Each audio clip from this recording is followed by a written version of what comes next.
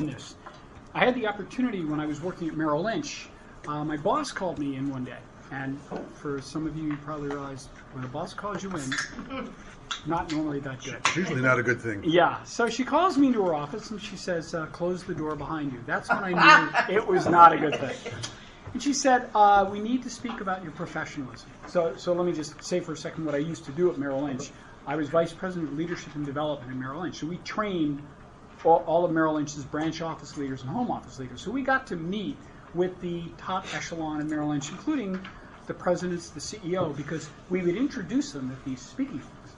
So she's talking about my professionalism, and I got a little bit nervous. I'm thinking, what did I do to offend somebody? Right. What happened? She said, I need to tell you that you're too happy. And I stopped for a moment thinking, did I just hear that right? And she said, yes. And it's really not professional, because how can you be so happy? How can you... I used to sing occasionally in the hallway. How can you sing in the hallway and be laughing with people and work hard? It doesn't seem like you're working hard enough. And from that moment, I began to really think about the whole concept of how do we think about happiness at work and what we do. And so what I want to do today, what I want to do this afternoon is I'm looking forward to more of a dialogue. But just kind of to frame out what we're going to do, I want to talk about the power of joy and happiness, both in work situations and for those of you, how many of you are also a congregation, okay. Also, even within the congregational situation. Now, I can also kind of speak to that. I have also been on that side of the table also. So what I want to do is I want to have as much of it as interactive as possible so you can apply it. But there's a lot of research behind it. You may notice in my bio, but I want to bring this out of where this is coming from.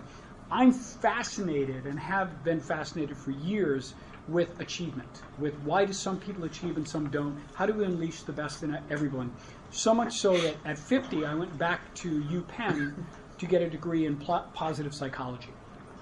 My thesis was on greatness, because I believe that why aren't we absolutely reaching for our best, and that was what my thesis was on. But since then, I have not only studied it, but Penn has asked me to come back, and I'm an assistant instructor also at Penn, aside from my consulting business. So a lot of what we're going to talk about today is the research behind what are we looking at right now in terms of this whole concept of happiness and joy. All right, so I'm going to dive in, and sorry we had to post it over there, and I'll use. Well, at least I got a laugh out of you on that one. Okay, now my work here is done. But so what I want to start by kind of asking this question. And so, do you think joy makes a difference in what you do? Yes. Why? Because it's long, hard hours, and in the Jewish community, the pay tends not to be that great, especially if you're not a congregational rabbi, and Jewish people are difficult to get along with. Okay. So I'm glad you said that and I didn't. I'm sorry, that was kind of on my mouth driving over here. I was like, if someone asks me about why I think joy is important, that's what I'm going to say. Okay. So I've been prepared. I apologize. Yeah. I also think we're dealing with a full spectrum of life cycle and ages. Yeah. And so there's a playfulness that becomes necessary in order to shift from the funeral of a 34-year-old woman to the preschool Shabbat service and in a moment. And so that makes a difference in how we're able to even step into the next thing that's coming up. Right. Okay. Yeah. I just think attitude is everything, and that it's you communicate who you are, and you communicate when you're a leader in a leadership, any leadership role. Your affects everybody else around you. So you have to decide how do you want it to feel in this place, in this institution, and projecting joy, experiencing joy. First of all, who doesn't need joy in their life? So, projecting that this is a place where it's okay to feel and express joy lifts everybody up. Mm-hmm. Absolutely. Anybody else want to weigh on that? So, my background was actually in sales and marketing. I was in the fourth generation of my family's jewelry business. And was in rodeo for a number of years as well, selling jewelry, and I found that what I'm doing as a rabbi is I'm still a salesman. I'm selling Torah. I'm selling like a life that I want people to actually buy into. And if people see me as a miserable, son of a rich, why are they going to buy my product? Right. But if they see me and say, I want that life, it's like it is a lifestyle brand that I'm selling, and the brand should be something that's joyous and makes people actually feel good. It's interesting you say that connection. I agree with you 1,000%. And I still do, we do a lot of training of salespeople. And the basic principle we always tell salespeople, and I actually do believe it works also with rabbis, is if people like you, they will do anything you want them to do. And we teach salespeople that. We say, if you're not obnoxious and you're really a good person, you'll actually do more sales than having all the ideas, all the notions, all that stuff. And so the whole idea, you're right, of happiness goes into sales. And let's face it, you are selling in many different ways. What you do all the time. Actually, and I forget, a couple of years ago, a book came out, Life is Selling, which basically, from the time we're born, and we start doing that. So this whole idea of joy. So how would you, if you're thinking about joy, both whether it's congregational, organizational, or personal, how do you define it? What would be your definition of joy? Being happy. Oh, and then I'll go there. Okay. Go ahead. Well, the last few weeks I've really gotten to take a look at that, because I usually get up in the morning with a smile on my face and am a very, very happy person. I think Lynn will probably testimony to that. But I've had that reaction so many times of people who think that I'm not a serious person because I want to be a happy person. And as a matter of fact, the one corporate job I had, oh my Lord, that woman made my life just miserable because she hated how happy I was, and she hated how I made the connection. I was at a Jewish home for the aging with the residents, and when I would come in the room, they would all turn their beautiful faces toward me and smile, and it would fill my heart with joy, and they would have the joy, and Pam would go and get all unbelievable. And she said, you're not working hard enough because like this. That's exactly what she said. I said, what do you mean? I'm here to bring spirit to the people. Goodness, I brought her proofs from the Torah. I told, no. Didn't matter. Yeah. She was the tyrant, and that was it. And so part of that, part of what I hear you saying is really, it is a whole part of who we are as being. In terms of who we are. What else were you going to add? I was going to add, is a sheer who's rich, somebody who is satisfied with their lot. And I think that was probably the reason everybody who knew my mother, who passed away at 100.5, wow, always had a smile on her face, because no matter what she had, she just thought it was the best. Well, and so what you do, that's a great transition. I should have paid you for that one. Because what it does is it links us into... Yeah, well, yes it is, trust me. I'm just a poor consultant. But what it leads us into is an awareness that too often people think of joy as like, just happy, not serious or whatever. And if you look at this, what the scientists say, and this is from Sonia Lyubomirsky, The Joy of Happiness. And Lyubomirsky is actually considered the world-renowned expert on happiness.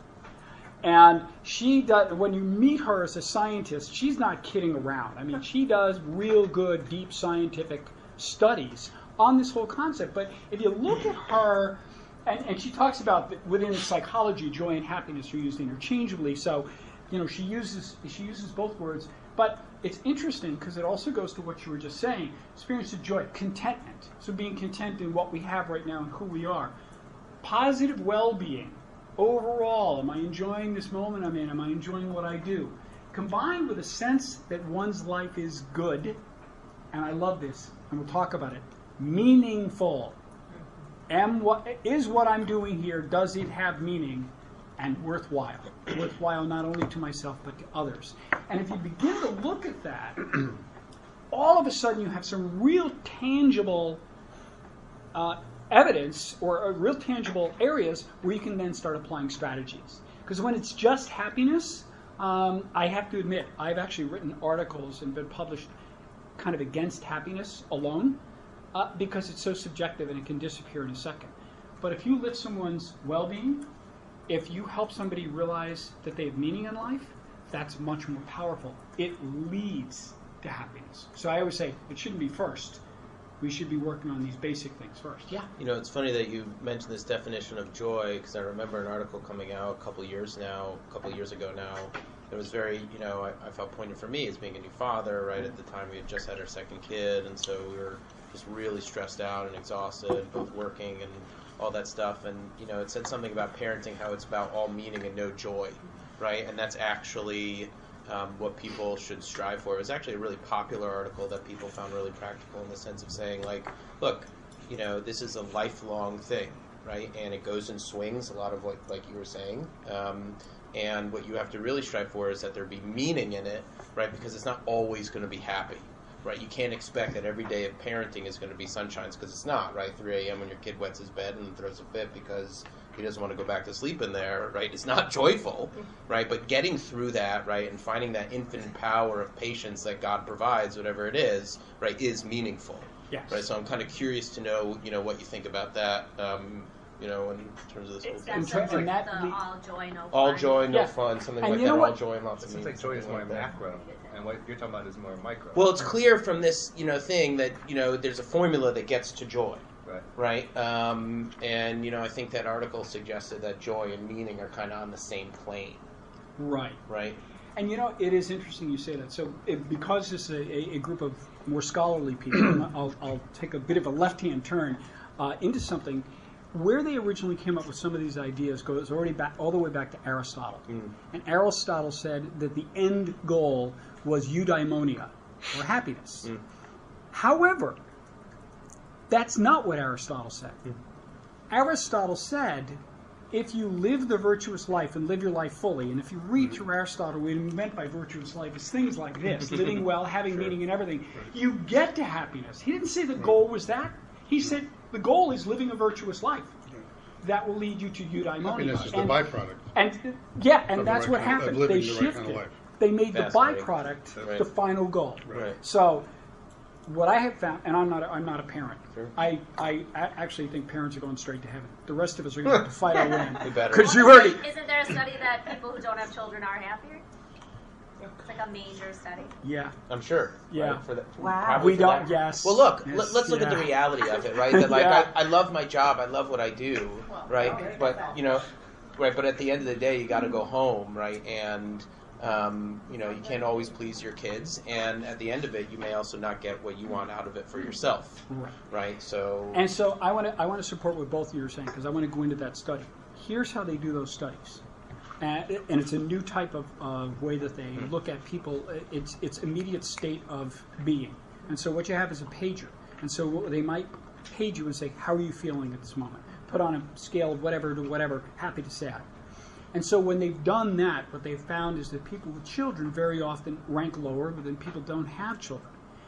The part that they're missing is the other side, and that is when they've done other studies, they've found meaning is higher in people with children than it is with people without children. And so this is where the balance begins to be. It's like, wait a second, how are we defining our terms? People can be very content, have real meaning, and not say, I'm happy, Right. but they like their lives, Oh, they're sure. proud of what they do. And see, that's why I like Sonia's definition. This is much more about not subjective momentary happiness. This is much more about long-term happiness and joy. And I think that's the real difference. But I think there's also this component of the human ability to hold many emotions at the same time. And I think especially as rabbis that we have to access happiness or access joy in a time that we're not necessarily happy. And I think to get a pager and say, are you happy or sad? Like, yes. On a scale of 1 to 10, I don't know how I would be able to do that, because in any given moment you're not necessarily feeling just one thing. Right. Yeah. Exactly. And then also as rabbis in a professional capacity, what I am is often irrelevant to what is demanded of me. That's a good So point. sometimes I'm having to sort of dial down Act as if. me in order Right. to dial up them, and vice versa. Well, So- and you're right, and then it goes back to what you were saying, is that whole idea of what are you bringing to the table, what's the attitude? And I think sometimes we have to ask ourselves, gee, what is the prevailing attitude, whether it's organizations or congregations, what's our prevailing attitude of how we should be around here? Because, it's interesting. I find this pervasive even outside of education. I love transitions. I'm sorry. I have a lot of fun with That was transitions. cool. I love this. Everyone knows learning must be serious and difficult. You must remain seated at all times. No fun allowed. Everyone knows that. And I think... Must have gone to my elementary school. but I think not only do we think this way about learning, we think this way about organizations. I think sometimes, this seems to be a fun group, but I have to say, I've met some congregational leaders that I think this. Oh, yeah. And I've also heard from enough people we all in the know them. seats We all that have have said this. And it's one of the reasons they may have stopped going. Yeah. I think this is the mode that I grew up in. I don't think it's the mode of the day school parents in my temple. Good. Right? So they expect us to stand on our heads and do flips and have everything fancy so that their children can not sit at all for learning, ever. I'm going to agree with you. And some of our data is actually leaning toward that way. It does put more of a burden on us. I will tell you, as a presenter, I now call they used to call what I did training. I call it entertainment. That I've got to be both an entertainer and I've got to be a trainer. I've got to get information across at the same time. I think essentially that's your job. That's really what you're doing now too. And so having this in mind and saying, gee, how can I bring some levity along with knowledge becomes it becomes our burden. So let me fill in just a little bit more of the background so that you'll kind of have a concept. So if anybody starts pushing back or asking about where does this come from, you'll know. And some of you may know some of this. In 1999, Dr. Martin Seligman was the head of the American Psychological Association. As head of the American Psychological Association, what he said to them was, you know what, for centuries now, we've been studying what's wrong with people. Maybe alongside of studying what's wrong with people, we should start studying what's right with people and how we can increase that. And it was at that session that Seligman founded positive psychology. And so Seligman then went on to start saying we need to help people be decision makers in terms of becoming the masters of their own destinies. How do we do that? Where does that all apply? And this is where a lot of the studies around this come from. And so I noticed a lot of nods and a lot of smiling. What do you know or what have you heard about positive psychology? So I know about the Greater Good Science Center up in Berkeley. Good. Okay. Actually, just last Shabbat I was talking about it. But the study of expression of gratitude and the actual physical, psychological, emotional, and social benefits of focusing on the good. I don't know much deeper than that, but just that when you start focusing on the good, things get better. And we're going to talk about that a little bit. I'll give you some of the research behind it. Anything else you all know about positive psychology? It's also very natural to Judaism too, right? We have Hakarat HaTov. We often forget it, right? But we have this concept of acknowledging the good in our life. And that sense of gratitude and really being necessary and how it shifts your perspective, right? We're asked to say Modeh Ani is the first thing we say when we wake up in the morning. And if you... What? Sorry, Modeh Ani, thank you very much, right? Thank you, God, for giving me this life back. And, puts us in the position of the very first thing we say in the morning as soon as we open our eyes or regain consciousness, forget about opening your eyes, just recognize the fact that you're still alive is a way of saying, my God, right? And to think, and I don't want to get political, but how many people are emotionally distraught, right? They forget that they're waking up in the morning. Right. Exactly. So you may not have the president that you want, but you still have your life when lots of people don't. Yes. Yeah, and it's I think the reality of this is some of these things, like the whole gratitude. There's been more research done on the gratitude intervention than almost anything right now that's come out of positive psychology. And it's amazing what it has shown in terms of 6 months increase in well-being, even if you only do it for a week. It's incredibly powerful, but part of that goes back to that change in attitude. So this shift that shift, like how does it occur and where does it come from? Well, one of the first areas I want to talk about that shift is if we're not going to focus, if we're going to shift away from focusing on weaknesses, then we need to focus on strengths. And some of you probably have heard some of that. Have any of you ever done like either StrengthsFinder or, okay, you've got a couple of people nodding their heads. All right, let me give you a little bit of background very quickly on this. And this could be, if nothing else you walk out of here, this could be the most major shift you do in terms of your own thinking and how you relate to others. And let me give you a little bit of background as to where this came from. So the whole concept of focusing on your strengths actually came from somebody began to look back in the files at at a study that was done in 1955 in the Nebraska school districts. And what they did was they took 6,000 10th graders and they taught them how to speed read. And they did pre-test and post-test, all right? But it opened up a whole new way of thinking because look at the data and look what happens. So your average reader was reading at 90 words a minute. Your above average reader was reading at 350 words a minute. So they introduced a syllabus that would teach kids how to read faster, all right? Did not separate the kids, kept them in the same classroom, same teacher was teaching them, same syllabus, right? How much better do you think the average reader is going to get from 90? What number do you think they'll go to? Somewhere about 3,000. Above 3,000. Others? I'd say to 1,000. 120. Did you read this before? No. No. They got the average reader to 150. Now, but you've got these other kids over here. They're reading at 350. What are they going to get? 375. 375? Not much more. Yeah. Boom. Really? Wow. They're focusing Okay. on their strengths. This is what exactly. They're already This above is average. where the shift. This is where the shift started occurring. And then what happened was psychologists looked at this, goes, "Oh my gosh, maybe we're doing all of this wrong. We've been focusing so much on what they call the deficit theory of development, and organizations work on this. We do this on our individual basis. Congregations do. Deficit theory thinking is we will get better by focusing on what we're doing wrong and fixing it. And what we're now realizing is, no, you get better faster if you focus on what you're doing right and magnify it. Now, I want to put a big caveat on here. Big caveat. It doesn't mean you don't focus occasionally on your weaknesses. However, even if we got it to a 50-50 ratio, you're going to get a heck of a lot more return by focusing on what you do well than by focusing on what you don't do well. All right? So even at 50-50. So if the first one's deficit theory, what's the improvement on it called? We'll get there. Thank you. But first thing what I want to say is, here's how most of us, by the way, this is global. So even if you're speaking to people from Israel or wherever, this is global. This whole deficit theory concept. Most of it's been raised to focus on what's wrong. And it was based on two flawed assumptions. One was that anybody can become competent in anything with enough training. And I almost hate to put this up here because this is how I make money.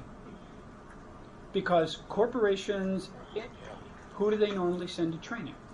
People who aren't good at something. That's how I make a lot of money. So I'll tell you, so people can learn to be competent in almost anything. One of the other things, one of the big mainstays of our company for decades has been we teach people how to stand up in front of a room and talk. All right? Who do you think they normally send to me? People The can't one who speak. can't. Not only horrible, who are scared To do death it. Yeah. Yeah. standing Terrified up. of doing Yeah. it. I will tell you this. I'm actually pretty good at this. I can get people so their knees won't shake and so they look actually comfortable in front of an audience. I'll never get them to excellent. It's just Right. too far. However, the ones they never send me are the ones who are already good. Because honestly, I think I could make them great. And that's not who we send. And that second one, too, even individually, we always think our greatest room for growth is in our area for weakness.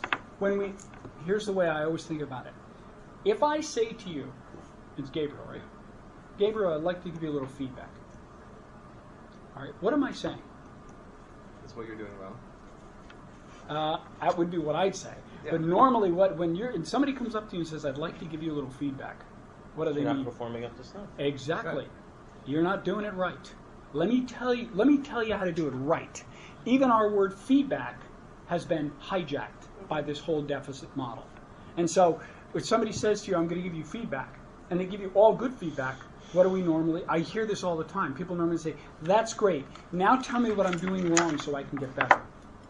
That is all deficit model thinking. Well, if we start shifting, what do we shift to? Well, we look at two new assumptions. Every one of you will lead differently in this room. So each person's talents are enduring and unique. One thing I'm very aware of, I've been training leaders now for over 20 years. Here's the biggest shift I will tell you that occurred. When I first started doing leadership training, we wanted to build clones. We would take somebody like a Jack Welch or Warren Buffett, we'd take a leader and say, be like this. Everybody, be like this. And we were trying to force people into the wrong box. We've now come to realize that is absolutely the wrong way to do it. Every one of you in this room should lead differently and should be happy leading differently. And so now it's more of an onus on us to try to bring out the best in you rather than saying, here's one model to follow. So anytime we tell people everybody should be like this, we're missing the boat. Because with unique talents, everybody's going to be different. But that second one is the toughest one. And once you get your mind around this, it will change the way you do personal development. It will change the way you think about how do we develop the people who work with us or for us. It changes everything. And that is that each person's room for growth is in their areas of greatest strength.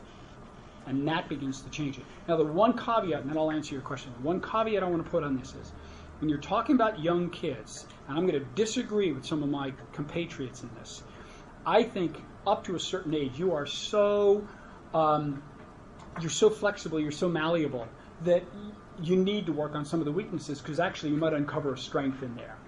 Once you get to adulthood, we're pretty much made. Mm-hmm. And so if we really want to continue developing, we need to be focusing on our strengths.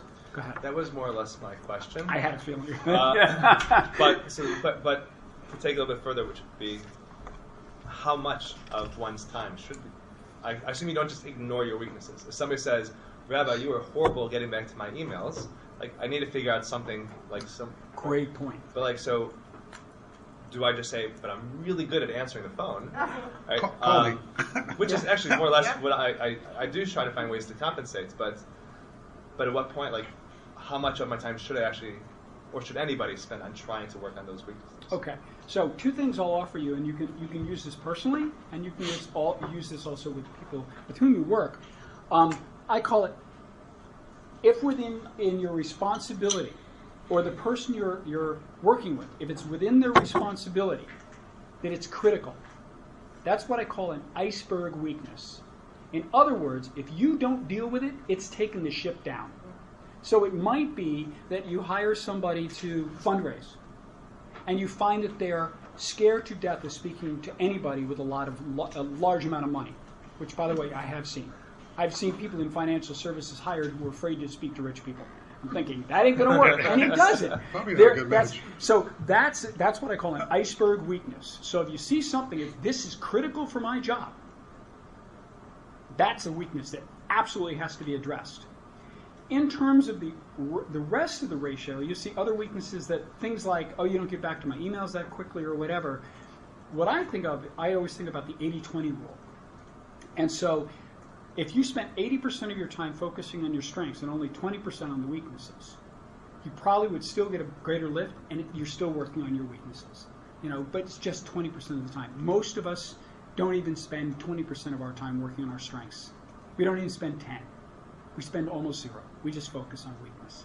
And one of the reasons this becomes so important is because it can change your life, or it can change an organization. So let me give you a very, very quick example of this. I worked with a United States aid organization in Washington, D.C. called Chemonics.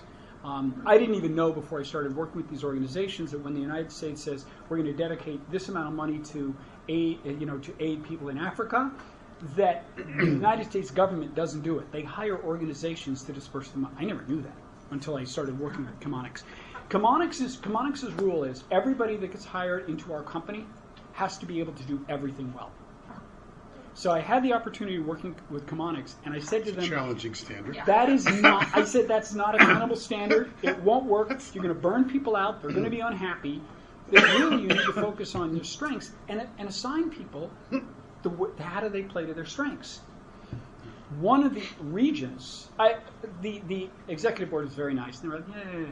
The head of one of the regions, the LATAM region, the Latin American region, said, I want you to come in. I'm having my annual meeting with all of my people. I want you to come in and speak to them, and I want you to help us. So I came in, I spoke to them about this concept, and within the meeting, we had people identify their strengths, what they do well. They rearranged their entire region based on letting people play to their strengths. They're now growing at a 70% rate, and I think Chemonics is only growing at a 10.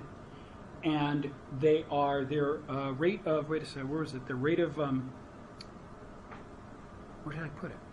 Oh, they're 70% more effective in the regions where they're working. So now the head of the top leadership of Chemonics is going, wait a second, what are you guys doing? But it's that kind of a concept of saying, how do we make this real? How do we apply it in a way? And one of the things we know, and let's see if I have this on here. Oh yeah, and so you were asking, so what's the difference? How do we do this? We start looking at a positive theory of development. So the positive theory of development, which is opposite of the deficit theory. The positive theory really is a couple of things. One is identify strengths, identify success and strengths. So I'll bet most of you do this because just the affect you had coming into the room, I just was noting, and my guess is you are. How many of you, when either you or a group you're working with has a success, take time to stop and debrief a success? How many of you do it? Okay, I had a feeling. That is absolutely critical in this concept because too often what we do is we're great at debriefing disaster. If something goes wrong and we pull everybody in and go, okay, what's wrong? What happened? Maybe whose fault is it? How do we make sure it doesn't happen again? We're great at that. What we're really not good at is, wow, we just had the largest fundraising campaign, or we just had the most successful turnout, or we just did this. What happened? Because I will tell you as a consultant, if you hit a success level, either personally or organizationally, that you've never ever had before, you did something different. And unless you sit down and talk about it, you may not be able to repeat it again. And so that's why this becomes critically important is, I call them, what's the success factor? What made it different this time? It might have been, wow, prior to the dinner, we went over, we did a double check of everything, and we started realizing we were missing this, this, and this, and you caught it before the dinner. And you've never done that before. Well then, now make sure you do it again. So we call that predictable, repeatable success. Yeah. Can't there be like a law of diminishing returns in this? Like if, let's say it's high holiday appeal, and you try to get we raised so much money this year, more than we've ever raised before. And you think maybe it was that person who just did such a good job, and so next year you have that same person give a similar appeal. It's going to be relatively stale because people have already experienced it, and so. But maybe that one year they were so successful, just people were so moved by that one person. That's brilliant. So is that not a strength or a success? Is it another aspect of it? But that's brilliant. That's why you have to have the dialogue. It's better to have a number of people in the room because you pick that apart and go, oh, well, yeah, okay, Scott was successful this time. Was it because it was a new voice? Because then maybe we need to have a new voice. Was it a new way? You don't just let's jump to it. Right. Let's figure out who did it right. That's exactly why when you're starting to do this, it's so different to be able to say, wait a second, can we really get to what the underlying difference was? And it changes the way you do things. So you start thinking about that, it changes the way that we run organizations. But here's the most important part of this first piece, and then I'll begin to move on. And that is, one of the things we know is if you can personally, or the people who work for you, if you can get them to play to their strengths, even just a little bit more, tipping point, more than 50% of the day. If for 50% of the day, and let me quickly identify something here. So I realized I was using the word, strength. So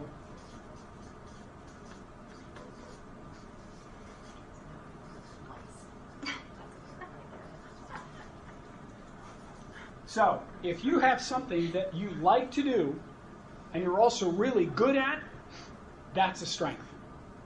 And so when you start thinking about this, you could debrief this at a table with your coworkers and start saying, and we've worked with over 3,000 intact teams. And we'll have this conversation with teams, and we ask this question.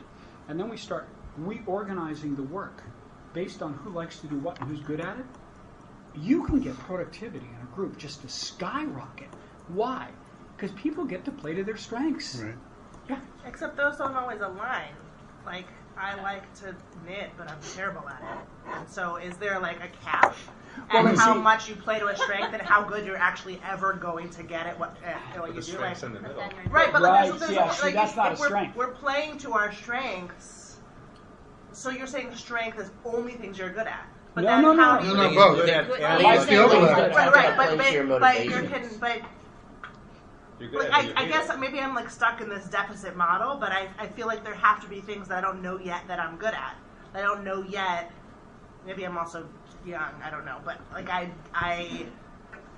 think I'm really, really good at, and it turns out I'm actually really, really terrible at it. You know what I mean? Like it how doesn't can it be a seem strength? that cut and dry to me that you can just say, oh well, then I'll knit more, and then I'll be the best knitter in the world. Oh, okay. Here, yeah. So let me kind of, I'll shift it into a business context, and I'll tell you. First of all, here's what I believe: we're always growing, we're always changing. We will for the rest of our lives. All right. So I really believe you can grow in a lot of ways. There are some times where, as much as we think we know ourselves, you learn something.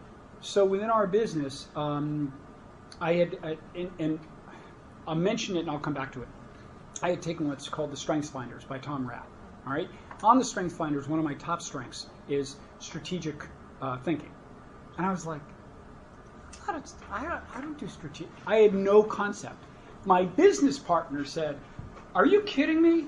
Anytime we bring up ideas, you can start predicting what's going to happen 6 months out." She said, "You always think long term. That's like where you go. We're looking here going, it'll be a success here, and you can actually point out where it might not be down the road." She said, "Because you're always thinking fully out, and you're always thinking of the broader organization." I never had a clue that I was even talking like that to my business partner. It didn't. To me, I thought everybody did that. So I believe that yes, you can still learn stuff. You can still have strengths unexplored that may come out. But the one thing I will tell you, I'm going to go back to something you said is, but if it's something you don't like to do and you're good at, it's not a strength.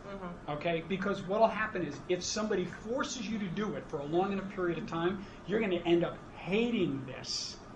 And so the point here is, if you really want to unleash joy both in yourself and within your group, get people to play to their strengths. Ask them what they love to do. Get them to play to that more. You win. All right? The retention rates with people that are playing to their strengths skyrockets. The amount of interaction, how they come together, how they love their jobs, off the charts once people get to play to their strengths. So part of that is a discussion, and part of that is an awareness. So I did want to, I'll come back to you in 1 second.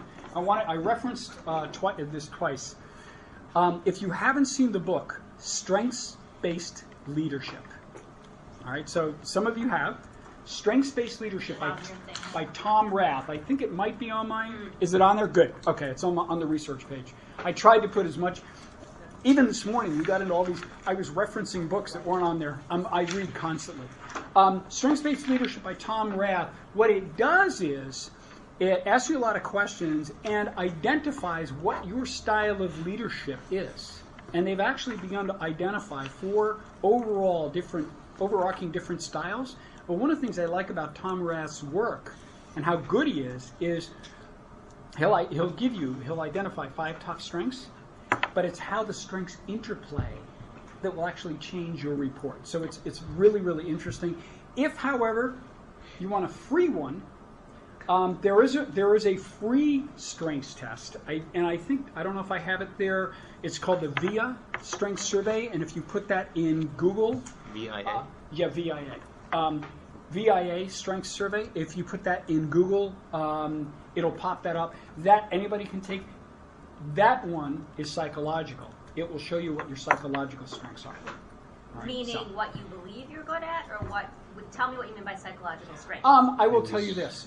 It's very hard to game this one, so it's not what you believe you're good at. It's considering what you're saying, Okay. here's the things that it's fairly obvious you might be good at. If it might say something as simple as well, I'll use it. Okay, so I tend to think 6 months in advance. Right. Yes, I don't know that strategic thinking. I don't know Okay, what they're okay. looking for. Yeah. But why is it called psychological strengths is what I'm curious about. Oh, it's not on the thing. It's not. I'm trying to say that to you because people differentiate the VIA from Tom Rath's stuff because his has almost more work-like names, Oh, okay. whereas the VIA is totally their psychological character, their psychological strengths. So it's everything from being perseverance is my number one psychological strength. All right, I never give up. I'm like a bulldog. I sink my teeth into something. I'm not stopping until I get what I want. It's gotten me in trouble too. Strengths can be overused, but so you wouldn't find perseverance on Tom Rath's one. I see. Yeah. Your question. No, there was a great school experiment, right? There's the Sudbury Valley School in Massachusetts, which says, it throws out curriculum and pedagogy because it says that exists where motivation is lacking, right? So their whole point is that kids choose what they want to learn and they're successful at it because they like to do it and they want to do it, as opposed to someone saying, you need to do this and focus on it, and constantly having them fail, thinking like, well, we can just give them the training they need and they'll excel, right? Yeah. What this is saying is you have to take people that are good what they're at and just constantly motivate them in that direction. Yeah. Right. And it's or fan interesting- that motivation. It's interesting you say that. All of this data is now beginning to infiltrate education. We're starting to look at education differently and starting to say, how do we do this differently? I will say this, Australia is in the vanguard of this. Australia has adopted this highly and is doing this in most of its secondary schools and bringing it into their grammar schools. So they're really looking at strengths. Right. How do we create a positive environment? And they're so far ahead of us, it's unbelievable. Right. So, The theme for the year in our schools. I'm sorry? The theme for the year in our schools is increasing the joy, because joy is inherently a Jewish concept, that we should be joyous That's even great. in difficult times. There's things to celebrate. And so holiday sermons were given on what it means to increase joy, and in the classroom, how it can affect learning in a very positive, significant way when we focus on increasing the joy for preschool, elementary school, on up to high school. That's great. It is interesting. I don't know whether it's making its way around the country because just recently I was asked to speak at the Hun School in Princeton, and they're spending the entire year focused on how do we create a positive culture. So they're looking at really changing to much more toward this. So I don't know whether I that's... think the Carol Dweck book really hit the Mindset? education. Wasn't that Yeah, so like Yeah. I work in the Jewish day school worlds, but my kids go to public school, and the theme of their school year is mindset and all about positive understanding of what they can do. Yeah. So And I think, I want to go back to something I said at the very beginning. We are talking about joy and happiness, but we're talking about like that comes as an afterthought. That if we base it on meaning, self-worth, self-awareness, those kinds of things, that'll happen. Too often, I think what happens is when I even mention positive psychology in corporations, like, happyology, that joy crap. And it's like, no, this is scientific research. I mean, the area, I'm back at Penn as an assistant instructor, and my area of specialty is positive organizations. It's the data that has come out of organizations of how can they be better. So, too often there's this, they think happyology. It's like, no, if we let people play to their strengths, if we give them a positive environment, if we stop just focusing on the negative and we actually look at how we can make them better in what they're good at, everybody wins. So that's really, kind of what we're talking about. So yeah. You just kind of alluded to something, and it sounds like it is your expertise as well. How large does an organization have to be to benefit from this? It's like we're a tiny little community with 2 full-time staff at the synagogue itself, not including the school, and a couple part-time people. So I feel like if we were to play to our strengths, there would be a lot of stuff that falls to the crack that doesn't get done. Yeah. But when I was in the Valley at a really large synagogue with 15 full-time people on staff, I feel like that's something we could more realistically embrace. Okay, great clarification. It actually works better in a smaller staff because you can rifle it through the staff faster.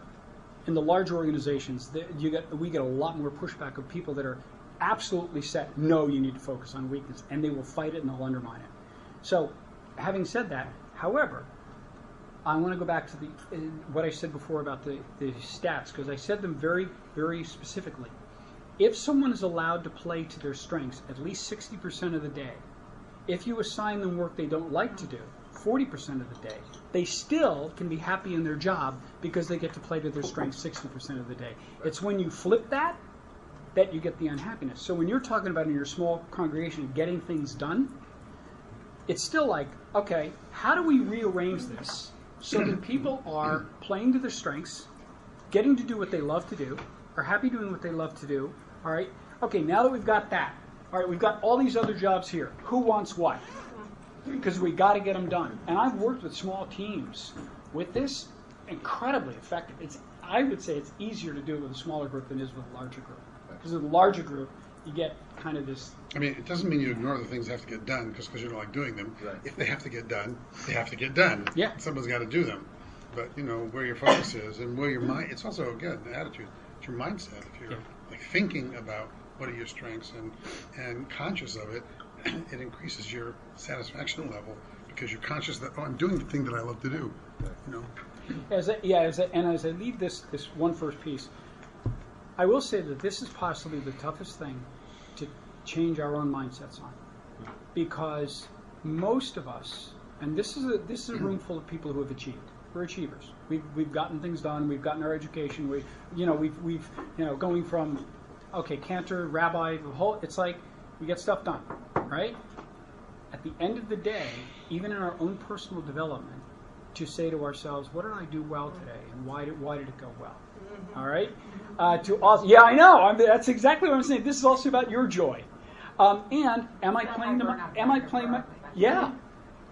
to my strengths? And I think the burnout factor gets switched if you start helping people to play to their strengths and getting more of that moment in the day where you go, God, I love this. And I do understand the burnout factor. I'll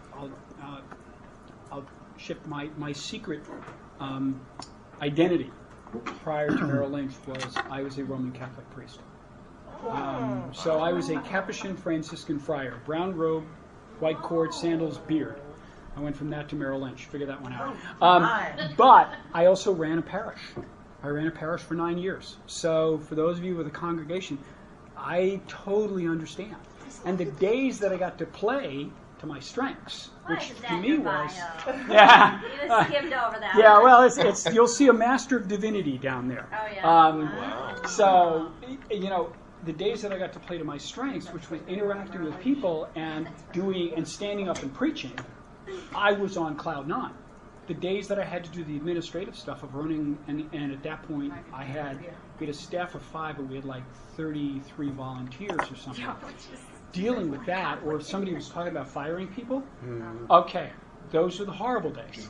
So, what I mean you liked, I missed that. Oh, standing up and preaching. I absolutely love. We would preaching. never guess that. Yeah, right. Yeah, really. Gee, you're kidding. We would never guess that. But so my point is, just to play to the whole burnout thing. I think too often what we think is, especially within a congregational setting or even organizational setting, is, oh, this is difficult. I just need to put my head down and drive myself into it as much as possible. When one of the best things we could do is say, what is it that enlivens me? I need to get re-energized. This enlivens me. Let me go do that, right? And then come back to banging my head against the wall, because we may come back and do it differently. So that's part of how this applies directly to the people that are in this room, because I know burnout's huge. And part of it is we're expected to be on call 24/7, 365. That's another part of it. So it comes down to how do we re-engage where we are at the moment, rather than having our head back where it shouldn't be, right? And being present here. And that's a whole other piece, and I'm going to touch on that a little bit later. We also don't have control over that 60-40 split on any given day. Like, I don't know. I mean, I do more so not being a congregational rabbi, but I don't have. I can't sit down on my schedule and say, okay, 60% is going to be things that are my strengths, things that I like enliven me, and 40% is like sometimes it has to be 90-10. You're right. As long as or it's 10-90, as long as it's not 10-90 every day. So if you begin to look at your schedule, it's almost like I'll put on my schedule. So for me, one of the things that I absolutely love to do was sitting down with people who were serious about some upcoming ritual in the church and teaching them. I love that. So I'd schedule it. I'd say, oh, I need to meet with so-and-so about their upcoming wedding. And I know they're serious about it. Sometimes you do those weddings and they don't really care what's going on there. I just came from one this morning. But sometimes that a couple's very serious about what goes on in there. And those I liked. And usually by that point I'd know. And so I'd call them up and say, hey, can we meet on Thursday night? Because I knew my schedule up until that point was really tough. And it's almost like that was my dessert. I got something there. So ask yourself, the question is, how am I feeding myself? One of the things I learned, I was also a hospice chaplain for a while. And one of the things that I learned in hospice is too often no one cares for the caregiver. And they're not going to, so sometimes you got to care for yourself. And that's where some of this stuff comes in. How do you care for yourself in terms of that? All right, so now that I've done the great reveal, so let's talk then about environment. So let me ask you this, basic psychology 101. When we're threatened as human beings, how do we react? Dig in. Fight or flight. Fight or flight. Excellent. And by the way, they have added one. I don't know if you knew. It's fight, flight, or freeze. Because there are some people when they're threatened, they just absolutely freeze. They just don't move. But think about an environment. Oh, and really quick on that freeze thing. If you remember reading the stories of when Captain Sully landed the plane on the Hudson River in New York City, there were some people in there, even after the plane had landed and the doors were open, that were still sitting in their seats. Yeah. They were paralyzed.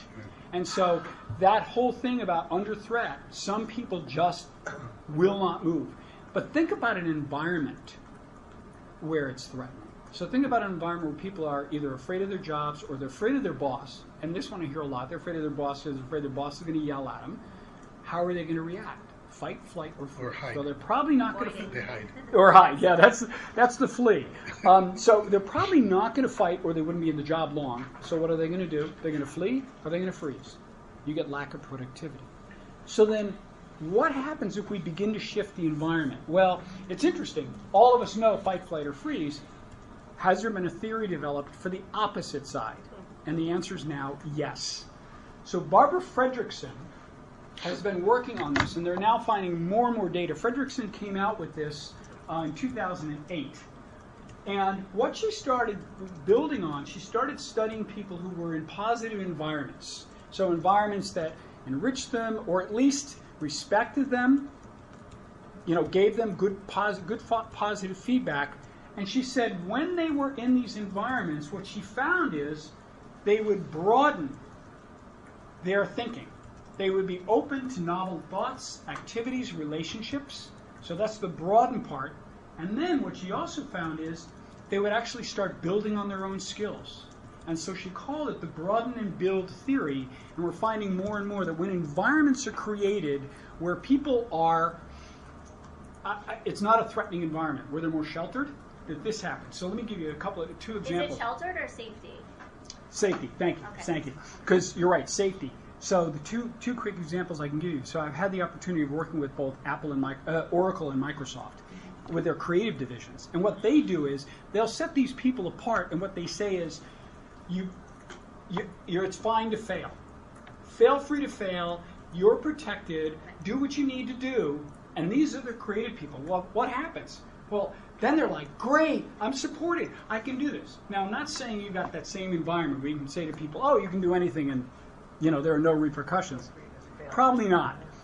But what happens, what Fredrickson has found is when people are in an environment where they speak respectfully to each other, even if they disagree, where they greet each other. Alex Pentland out of MIT is doing the research on this. Alex Pentland he's been doing work on teams, and it was published in Harvard Business Review. It's called The New Science of Great Teams. Alex Pentland out of MIT. And what they have found is when people dialogue on a face-to-face basis, when they meet, when they care for each other, this kind of an atmosphere is built. And so you can do that for yourself. You can do that with the people you work with. You can do it. I told the group this morning, because some of them said, I'm not a manager. I said, you can build it within your peers. So if you find friends who you can be supportive of, even within a work environment, you can actually begin to build this environment. And once you do, I mean, you want to talk about connecting with joy. This one can be really, really big. So you have to start asking yourself, the question is, what kind of an environment do we have? Now, one thing, do you have a question? Well, no, I just have an observation. I mean, Yeah. look, so I'm new in my pulpit, and I came from a place where, there was this expectation of, kind of open communication, but not necessarily this element in terms of what you're talking about positive emotions, right? It was get the work done. I don't really care about how you feel, right? And so I came to this job thinking like, Wow. I want to be in an environment about, I want to be in an environment where it is safe to kind of fail, right? And it is safe to be creative, and people don't get down on you for that, right? They encourage that type of thing, and people feel comfortable. And what I love about this is essentially you're creating a free environment, right? The word broad in there is really deliberate, right? Because you're creating a free environment that is not restricted by people's fears. And so one thing we started in our staff meetings, something that I was particularly afraid of is being the new guy who's come in, who's like serious, people knowing that there are deficits around the synagogue, was that I didn't want people thinking like, oh my God, he's going to come in and be upset about things and we have to be embarrassed, and then what the hell are we going to do? And everyone's walking on eggshells. So I said, why don't we do like a Hakarat Hatov at the beginning of every meeting, right? Whatever meeting we have, right? We say something that's really good in our lives, or some other thing that someone on the staff has done good for us, right? So this past Wednesday, I needed to go to a prayer breakfast in the morning. It was like 7 a.m., and my notes were left in my office. And since I'm the new guy, I still don't know the emergency code for the building. So I had to call 3 different people at like 7 a.m. on the Wednesday before Thanksgiving, right? And they were all very gracious in helping me get the code to get into the building, not setting off the alarm. And I thanked them about it, though, in the staff meeting, right? And everyone thought it was a good joke. But I think, the purpose of doing those things recognizes that everyone's human, right? That you contribute to each other's, operations on a regular basis, so you don't have to feel siloed. And then they know that, like, they feel supported and they feel cared about, and someone actually observes what they're doing and doesn't think of it as just kind of like, oh, I expect them to do that. I know what they're doing is about caring for me, and so I want to acknowledge that. Yeah, and it's interesting. We, my business partner and I, this is our 9th year. We do a program for the New York Federation for Nonprofit Managers in New York. This is our 9th year of doing it. It is an 8-session, 3 to 3.5 month program that these managers go through. And one of the things we tell them is to start every meeting with good news. What's the good news? And we have gotten such great feedback on that, because they say, oh my gosh, even people who are having a bad day, they'll hear so-and-so had a baby, or they'll hear this, or that, and they said it just changes the environment in there. So the whole concept, and I warn people, the first time you do it, you're going to get blank stares from everybody in the room. Because they're going to be like, I'm not. But it changes it too. It changes the tone of the meeting, because then when you do get to a point where people disagree, and they will, right? You look at the other person, you say, oh, you're a human being, right? I know you just had a kid, so you must be exhausted. Let me treat you like a human being as opposed to someone I just disagree with. That obviously set off a few things, Well, yeah, and I also just I was just wondering, because I start my teachings always with my students who are in their 20s with blessings and dedications. Excellent. But sometimes they say, my grandma had a stroke, and so I'm dedicating my study of Torah to her. But that helps me so much as the teacher. So even though it's not positive, it allows positive energy to surround that person. And so I wouldn't even be afraid to not use language like Hakarat Hatov, like only about good things. It can be blessings and dedications too, because that still fulfills the need for community and the ability to fill in the joy and mingle them together. Right. It does. It gives you a chance to set the supportive atmosphere. It's still positive, even though it's not a positive bad experience. News, the positive thing is you're allowing that person to, to talk about themselves, to be a person, and not just their role and their job, and be cared for, and people to then be sensitive to them. So that's like, you can't get more positive So than it that. doesn't even need to be labeled only good news, is what I'm saying. Right. Because then someone would be like, oh, I'm the person who never has good news, It's like because what's happening to me is always bad. And then they don't.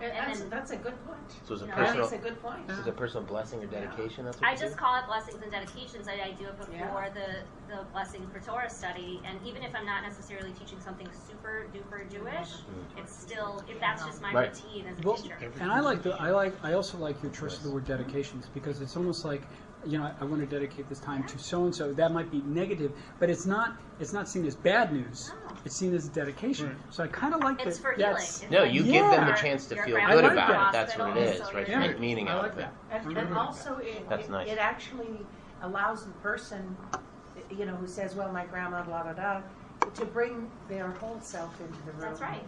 And Yeah. how can you teach someone when you Right. don't even know what Otherwise they they're holding on to What theirs. were they doing Yeah. 5 minutes ago in the car on the phone? Makes a Were difference. they just talking at Cedar Sinai? Because Like, they're that's- still there. That's right. When they walk in the room. It's an arrival. It's an a great arrival point. ritual. Yeah. It's a great It is interesting you say that because I happen to know, because I'm heading there, we were talking about this, I'm heading there this weekend. I have the opportunity to work with the ACTM, which is the Advisory Committee to Management for Merrill Lynch. So these are very, very high-ranking advisors. And one of the things we do at the beginning of the meeting is a check-in. And so it's kind of like, how are you doing The physically, listening circle. spiritually, mentally, and what might get in the way? And then at the end of the meeting, this is a 2.5-day meeting. We do a checkout. Right. How are you feeling now? Right. What's on your mind? Everything. But it gives people an opportunity to say, I might fade out because of this. My dad's in the hospital. I might have a stroke, and it just humanizes everybody in the meeting. So we actually do that even at a Merrill Lynch. We do check in and check out, and of course you're right. We get a little bit of both. Right. But we always try to emphasize the positive side. Yeah. I'm clearly the cynic in the room, but so there's that. Oh, Are you thank good at that? And Yeah, Did you like it? that's my trick. You good at it? I work for a national organization. We all work remotely. We see each other in person two or three times a year. And we have weekly calls with all of our national rabbis. And this is something they do, is we check in at each time. And sometimes that becomes the whole meeting, where, it's like, yeah, exactly. And one time, a couple of months ago, they tried to do this, good news. They gave us the question, what's something you look forward to? Mm-hmm. And all I remember, my dad had just died. It was my first meeting, I think, back from my Shiva. And I was like, nothing. Like, how dare you ask me that question? And then the whole meeting, that's where I was. I was not able to participate whatsoever in that meeting because I was thinking about, You froze. I have nothing to look forward to. And all these people are sharing all this wonderful news, and here I am so sad. And I think that, that's great, but it can really, really backfire when you're not attuned to what's going on with the people in the room. And I think blessings and dedications, that's a way to ask it that's different. But I do think that it can be really alienating for people who aren't, accustomed to always thinking of the good, or who are in real serious struggle. Right. To ask them to talk about good things or positive things or strengths, that might not be where they are or where they've come from. Yeah, well, a couple of things on that, and I hear you, and I think this is great for me to hear too, because I think that is the opposite side. First thing is, I would never ever force everybody in the room to say something good. Right. Never do that, because that's not fair. Second thing is, when you just have a few spotty ones, even people who have had something difficult, it's almost like there's somebody, because you're not being forced to do it, but other people, okay, it's kind of like life goes on, And I do actually lean more toward, more and more I'm liking the check-in better, because then you can find out where somebody actually is. So you can hear the good news, but you can also hear I just lost my dad. It's like, oh, wow. Or someone might have dedicated it to you and said, in support of you, I wanted to Phone's dedicate terrible it for that sort of thing. Right. Well, and right, that's, and when that's yeah. your- And then phone's the worst. Because if you were in a room together, people would have seen no doubt your demeanor would have been. Right. And they would have checked in. And here's the other thing I Be will say hugging on you that is, instead of doing that. you also said, and sometimes it takes up the entire meeting. Right. I'm just gonna say this as somebody who facilitates meeting. That's the facilitator's problem. You actually, you do still want to get stuff done, and so it's kind of like, how do you keep people, to keep it within a time frame, and that's a facilitator's job. Right. Although sometimes it is beneficial to just, that's the way the meeting needs to go this time. But if it's happening too often, I'd start getting annoyed if I were on the call. I'm like, all right, all we do is check in, we never get anything done. I wouldn't be on the calls anymore. I just want to share with everybody a practice that I inherited when I moved to Mishkan, which is that at the end of the service, when we do, when we read all the yard sites, after that we also read off a list of all the birthdays and anniversaries that week, and then we open the floor. Anybody who has any smachot, any joyous occasions that have happened the past week, and people are just free to stand up and share with the whole community. And people absolutely love it. Like it's just they talk about, I was just in New York visiting my grandson, or I just got offered this position up on Bainbridge Island, to be the an artist in residence next summer. So that cool. people I just love share that. these great things, and it makes for a happy environment that people want to come, and it happens right before lunch. So we get some people who show up, just before lunch. But it's fine. They come to be with the community on Shabbat, which is wonderful. But I was a little wary when I inherited it, and it's great. You send those out the same way you send out the yard sale ones? We don't send serious, them out. like, No, we don't send them out. Oh, you don't? We just, people can stand up and If it's their birthday and they happen to be there. I'm No, just thinking because most congregations send out, like, the yard birthdays sale and anniversaries notice are sent out. Are they? In the emails every week. But the other smachot, just like the random things, Sure. people just stand up and share those. Right. But see, so just creating this, even keeping this in mind of how do we create an environment of broaden and build for the people who work for us and also for ourselves.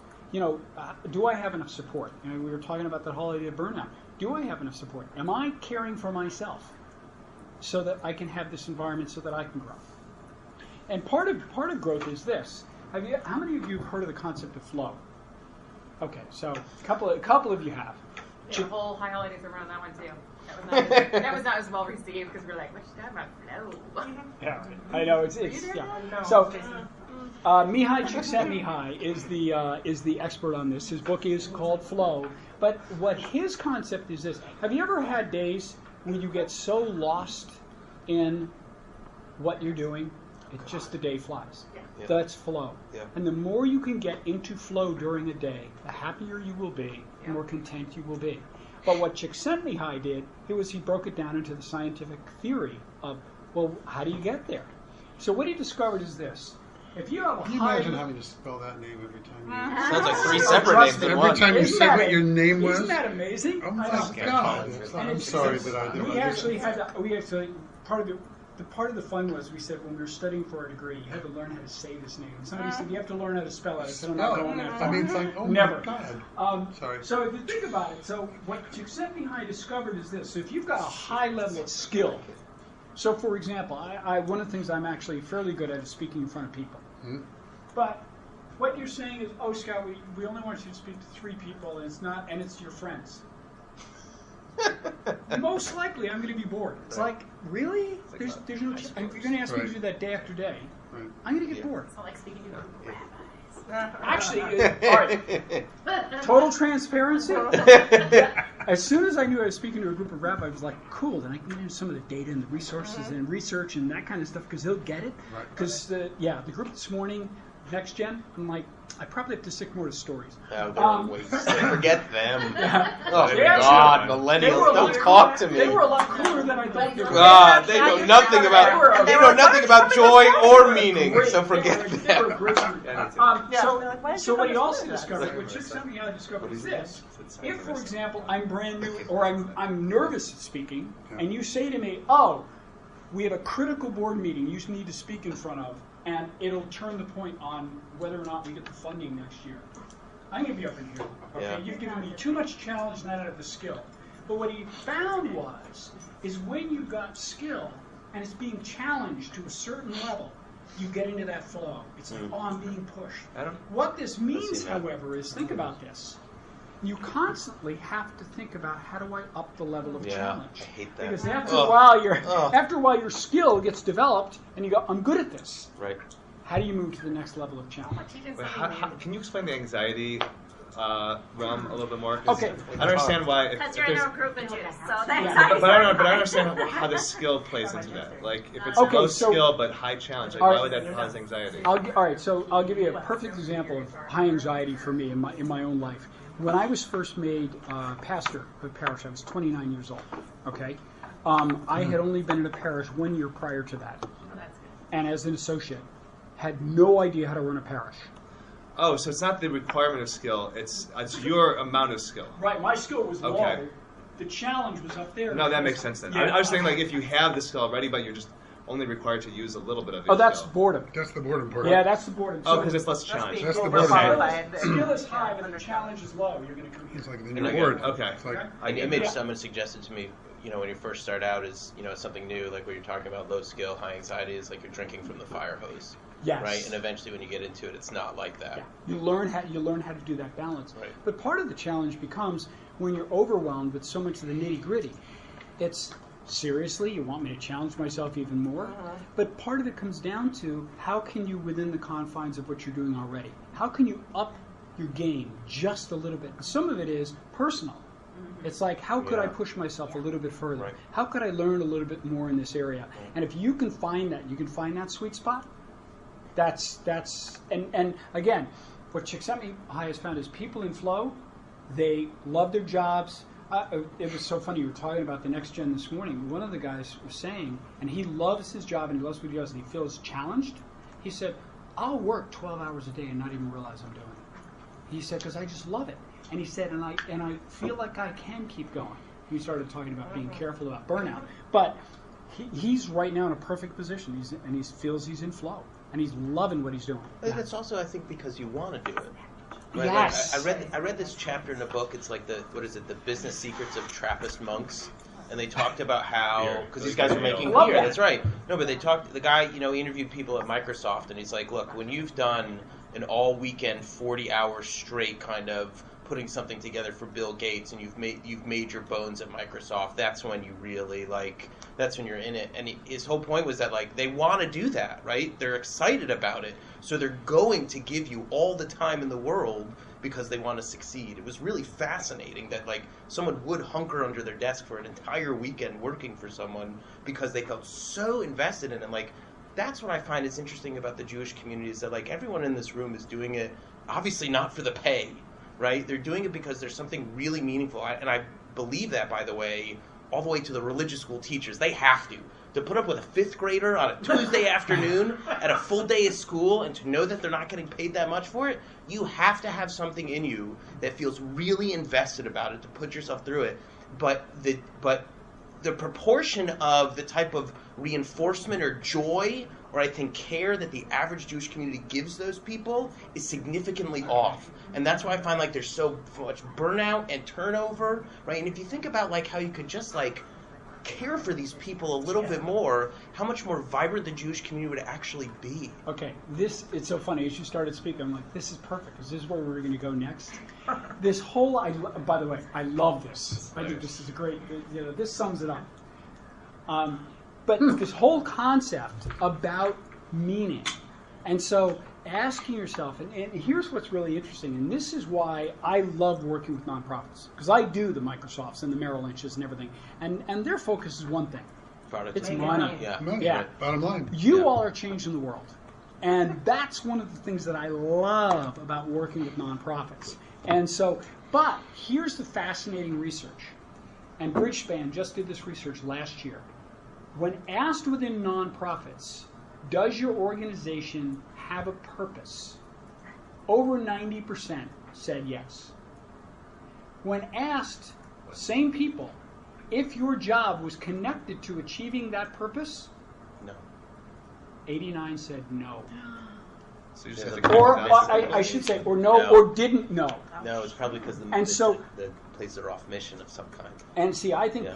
part of it is it can be off mission, but I think part of it can be the link hasn't been made. Right. I think People need to know Nobody that tells what you they do. how what they do Yeah. connects to the mission, to the goal.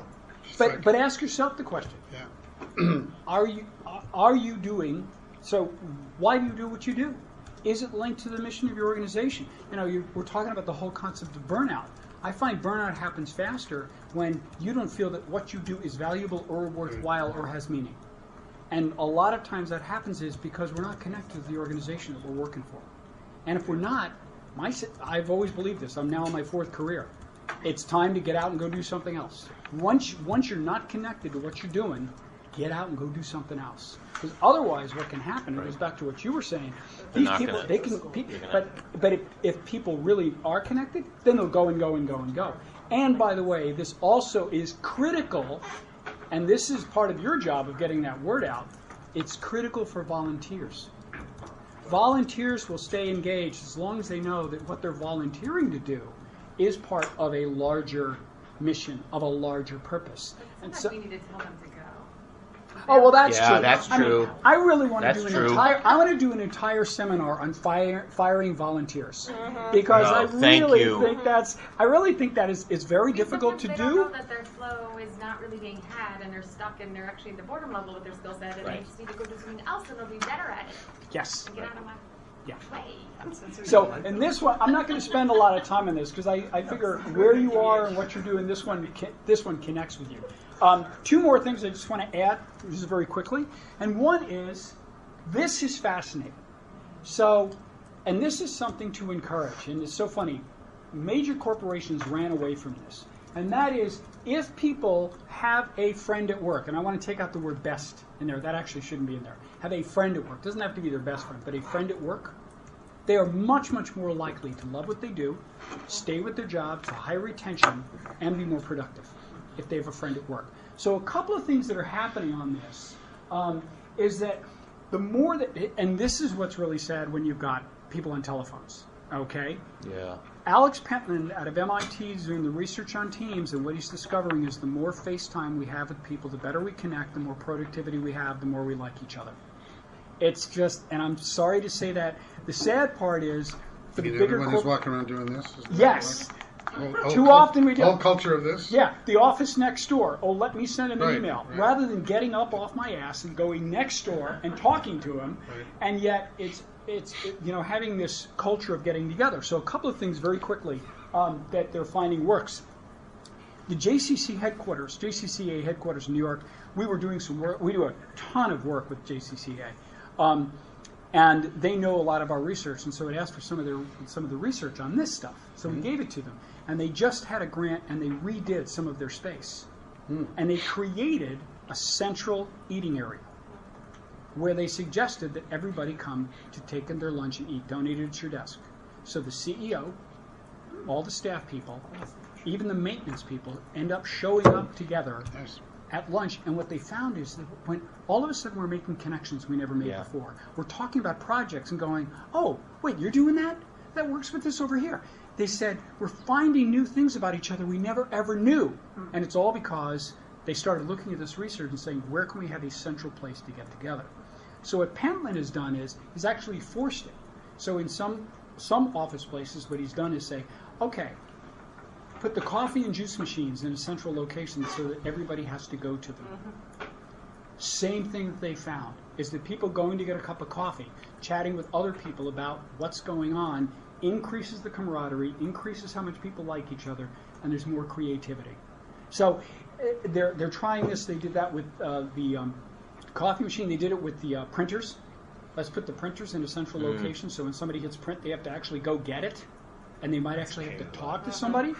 Well, it's going to link into the next thing I'm going to talk about. So this whole idea of encouraging connections in offices, they're also now finding, and this is beginning to rev back up again, that sometimes social outings, every so often, you're not forced, but just kind of invited, do help for productivity in the office. Because when people get out and they're outside the office and they just start chit-chatting over snacks or something like that, that it actually improves productivity, improves communication and connection. So one last thing I want to do. So everybody stand up. God, you're all so obedient. I love it. All right. So, how many of you have you heard the phrase recently that sitting is the new smoking? Yeah. Okay. Who has a standing desk? Good for I you. have that. Good for you. I don't actually use it because I also have a couch, so lying down is actually my smoking. He likes the horizontal standing. Right. Really? Right. Okay. So, I mean, what we're starting to realize is we've become a sedentary culture, and it's not good for us. And so, getting up. So, a couple of things. I wanted to add this one. This one's fascinating. This year they did this study. They started putting standing desks in classrooms. You want to talk about distracted people? Is the kids. They were able to get a 12% greater on-task engagement with standing desks And I love how they equate it to an extra 7 minutes per hour of engaged instruction time. So we can get kids to focus more than 7 minutes more an hour. But the reality is for us of really figuring out ways, how do we kind of get up and move? So one of the ways is when you put things in a local place and you hit print, you got to go get it. That's one. The second thing, I don't know how many of you have a Fitbit. I have one. Okay. Never leave home without Yes. So Except the for now. Where is Fitbit. Except for now. Oh. Oh, Well, a secret. Really? Okay then. I didn't. Oh Guys my gosh! I No, didn't no, know. no, Oh, clip no, us no, on. no. That's all right. That's all right. I believe you. I believe you. So I get my picture. I want to see. Look, as a rabbi, I wouldn't lie to you. Wow. So Is that's it meant to go there? Usually they clip Actually it clips meant forever. to go Oh, I see. here. It Okay. goes to clip anywhere. That is a Right. Fitbit. Yeah, yes, that's very cool. So some of the new She doesn't grant Fitbits. it as often as those who wear it. Right. Yeah, I have it. So, but the some of the new Fitbits, they're talking about taking 250 steps every hour. Yeah. They will buzz you every hour Yeah. if you haven't taken the 750 steps. So there's That's a good reminders. one. Did Tom you say Rath, 250 or 750? 250. Oh, A friend 250. of mine actually is developing a desk that modulates between sitting and standing. That's that, cool. That it has a breathe technology that it'll just sort of gently go like this if you're sitting too long, and it will start moving up, so you have no choice but to stand. Yeah, right. What group of people suffocating their desks? It'll just sort of gently My remind wife you, has and a you're desk like, with a treadmill all over it. Yes, She has and a that's tread actually desk. you're like in the middle of a This premarital is counseling, you're like, like- okay, she I'm stands just and standing now. yeah. This Walk is while she's doing it. She's like, yeah. So the like about treadmill this, desk is the going to be treadmill raised. desk. I would probably get I lost wouldn't. looking at something fall off the treadmill. Yeah, So right. I figure standing is good enough. But part of it is movement. So even when you're talking about joy, whether it's among the congregation or for ourselves, I just get up a lot because I movement is can't sit critical. still very long. Yeah, well, but even that, getting out and walking. So I couldn't go when he was preaching because he moves everywhere. Yeah. Like when I was a student, I'd be like, "What is he doing?" 'Cause he sits with it. He goes up here, he sits with the congregant, then he comes over here, and he's on the stage, he's on the stage. And now I'm like, "I told you, Father." Yes, and it's funny you say that because I was the same way when I preached. I never stood behind a No, pulpit. I can't- moved. can't I stand like it. to move. I Yeah. got a countryman like last just before the high holidays, just to be able to wear. Oh yeah, you got it. Like lot? no, the one that goes like over the ears, like really short, so you can't see it. Yeah. But it made a huge Gotta difference. We move had around. like stand behind this. No, That's exactly what happened to me. It was a word. Changes everything you And do. everybody said they loved my sermon so much more when it's course. my Yeah. When I was in Charlotte, Because you're I only connecting. did it by walking around. And when I came here, the only space to do it was behind a podium, and I was having trouble with that. Like I was feeling really uncomfortable, feeling like I couldn't flow. Right, so I just said, "Forget it. I'm not doing the podium. I'm going to do move my the own podium, thing." And I yeah. started moving all around, and it made it so much better. Yeah. So part of it is just getting up and moving, It's the same as getting the the physical. people. We changed the whole structure Right. of the sanctuary. Well, to be that way, people looking at I each also other, think it people works doing with it. your brain, right? Yes, your it brain does. works when you like they say when you're having You writer's just block sit. to go for a walk. Get That up, helps move. me when I go for a sermon. Is you actually just like your walk, body moving. and it actually moves the Go to the brain, beach. blood and all that. And so one of the other things to Very keep in easy. mind is they call them green meetings. And what they've now discovered Outside. is one of the best meetings you can do is get up and walk outside. Outside. Yeah. And especially if there's green to be able to see. They have found that the Right. mind relaxes. Oh, that's And nice. especially when you have a Makes difficult sense. conversation, it's actually Let's better go to for have a it walk. as yeah. You're fired. Yeah. There's also standing meetings, right? Let's go for a walk they- because they you're not say coming you should- back you in the shouldn't be room. having these 45-minute meetings, right? You should be having your meetings for like 15 minutes, Right. standing in the hallway or something Exactly. like that, Yeah. right? So this is another part. Yeah. Standing meetings. Standing. We used to call it the morning huddle. Getting Right. together, getting people together, standing 15 minutes. Microsoft will actually. They'll even have long runs. So they'll have. They call it the Microsoft Hour. What they'll do is they will assign an hour. It's on your calendar. So you have from 1 to 2. The meeting, however, only goes from 1 to 1:50. Right. All right? And by the way, it's a standing meeting. But it's 1 to 1:50 because then you have 10 minutes if there's anything you need to start on from what you said you would do at the meeting. You get 10 minutes to start on it. You can start doing it. Or you can catch up before your next meeting. So they don't do back-to-back-to-back meetings. They give you a 10-minute break so you can get up and walk. But most of their meetings, they're done standing. They stand for a lot of their meetings. What Then do you you've do alienated- if a person can't stand? I think be human. It's given Yeah. a seat. Have the Yeah. pleasure. Right, but I mean, I hope that person isn't ostracized for Do that. they have like? because Or if they I have haven't- visibility. You know what's Words. so funny? I I'll haven't found that. I'll Yeah. tell you what happened. We had a beautiful, wonderful we missed you mostly. A reunion of like a 13-year reunion of the rabbis and cadres and so on from our academy. And one person was doing the session standing, and I noticed everybody was like, oh my Lord, about 10 minutes in, hurting, and we're not 20 years old, and we're mostly 60 and so on, and you can't do it. And so, that's what it comes down to, being human and being aware. Yeah. And so one final thing, and I'll let you go because I know our time's running out, and that is, how do we change habits? Yeah. And this is I love that you elaborate. Nice. But a couple of things is one of the things we know psychologically, it's very difficult to say to yourself, I will not do X. You have to replace a behavior. What are you going to do instead? So when you're thinking about doing some of these things, what are you going to do instead? The second one is giving yourself a nudge. Have you ever seen the book Nudge? There's a book, and I don't think I referenced it, but it talks about the psychological reality of how we're more likely, we'll reach for good food if it's closer at hand. We're actually lazy. If the bad food's in the back of the refrigerator and the good food's in front, we'll eat the good food first. They found that even with kids. That's what I love. Like, even in kids' cafeterias, if they put the good food in front, the kids will eat the good food. It's a nudge. When I first went back to running, I just started running again this year, I just put my sneakers by the door. I would see them and say, got to go for it. It's called a nudge. So when you're thinking about creating these environments, what's your nudge? And then a couple of things, buddy up. Tell somebody else you want to try some of this and talk about it. And then the final thing is imagine.